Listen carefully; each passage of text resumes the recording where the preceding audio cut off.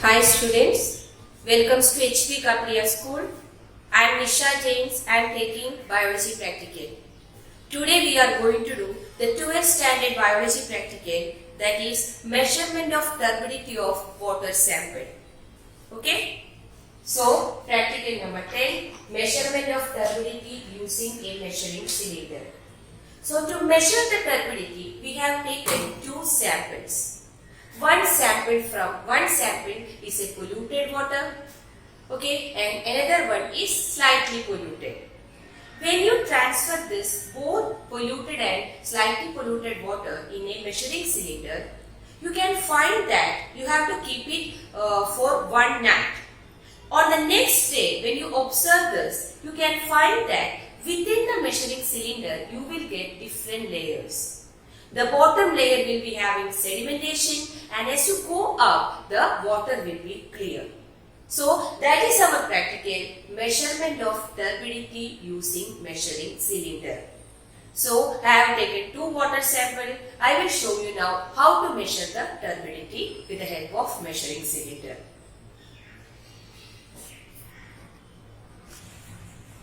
So students, now I am going to tell you how to perform the practical. So I have taken two measuring cylinder having the volume of 1 liter. You can find a measuring scale here. Okay, so you can find 100 ml, 200 ml, 300 ml, 400 ml. In this way, there is a measuring scale is there. So what I have done is, I have taken nearly 1 liter of the particular water.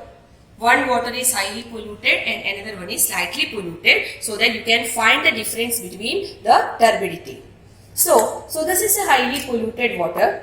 Okay. Now I kept this water overnight. In the next day, okay, I have transferred. Okay, I have taken 1 liter. From that 1 liter, I have transferred only 500 ml of the water and kept it undisturbed for a period of time. When you keep it undisturbed for a particular period of time, after a particular period, you can find that the sedimentation process will start. When you look into this jar, you can find different layers.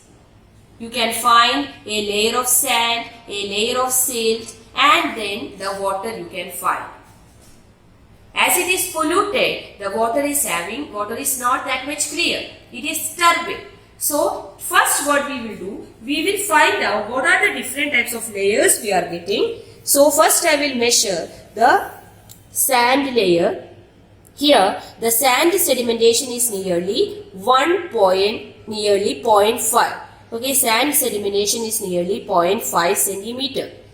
Now what about the silt sedimentation? Silt sedimentation is nearly 0.2. So nearly 1 centimeter we are having this sedimentation. After that you are getting the filtrate. So you can find that as it is a polluted one, the water is not that much clear. So we can say that the turbid water, what is the level of turbidity? You can find it starting from nearly 490 ml of water is turbid. So this is the filtrate. So when a water is turbid, if you keep this water in front of a light, you can't see the passage of light beam on the opposite side. Okay, so if you keep a light source here, if you keep it on, then if you observe it on opposite side, as the water is turbid, the light may not pass through it easily. Instead of that, what is happening? There happening an effect called Tyndall effect. So what is Tyndall effect? As the water is polluted, it consists of number of pollutants. The pollutants will scatter the path of light. So this is called Tyndall effect. So in a turbid water, you can very clearly see the Tyndall effect. Now look at the second sample. This is a slightly polluted water. I have added some amount of pollutants, little amount of sand, and also some of the pebbles are added to show the difference. So here you can find that this is same way. I have taken 1 liter of water, then I have transferred nearly 500 ml. Okay, now I have kept it undisturbed for nearly some period of time. after some period of time you are getting the sedimentation. You can find this is the sedimentation. I am measuring what is the level. The level is nearly 1. Okay, 1 centimeter you can find the sedimentation. Okay, and look at this water. Here the water is turbid, but you can find the water passage. Now I have kept this measuring cylinder opposite to light. You can very clearly find that the water is passing through the light. Water is passing through so the light is passing through the water. So that's why it is transparent, it is light in color. Now if you keep this measuring cylinder, you can't find the path of light. But in the second measuring cylinder, you can observe the path of light. Okay, you can very clearly observe the reflection of light. Why? Because it is less polluted, it is less turbid. If it is less turbid, the path of light is clear. If it is more polluted or if it is more turbid, then the path of light is not that much clear. So that is our practical. So in your practical examination, this question was asked in last year board examination. You will be provided with different types of water sample. So you have to keep it for some time in a measuring cylinder. Then you have to observe the turbidity. When the water is more polluted, the turbidity value will be higher. When the water is less polluted, then the turbidity value will be lesser. When the water is more turbid, then the path of light cannot be observed. When the water is less turbid, the path of light can be observed.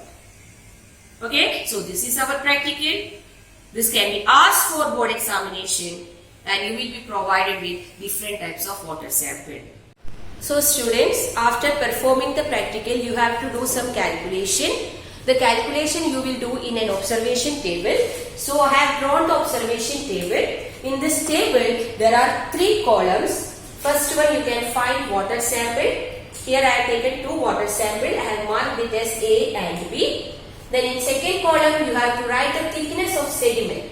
Okay, and the third column, what about the clarity of water? Whether the water is turbid, yeah, it is less turbid, yeah, more turbid, okay, or it is pure, it is clear water, that you have to mention here. Because I told you that you will be provided with different types of water sample. So I have taken the water sample A as a highly polluted water and I got the thickness of the sediment as 2 cm. So I am writing 2 cm here. And what about the clarity of the water? The water was more turbid. So I am writing here more turbid. Now, second water sample, I have taken a slightly polluted water. So I got a thickness. What about the thickness of sediment I got? I got 1 centimeter. So I am writing 1 centimeter.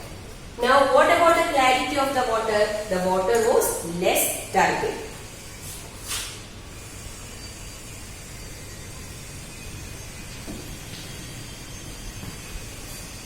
Okay, so this is the observation table. So depending on the turbid water, okay, so turbidity we are proving that the water sample A is more polluted and water sample B is less polluted. Okay, so this is our practical. This is very important question. This can be asked for board examination. Okay, so thank you all of you.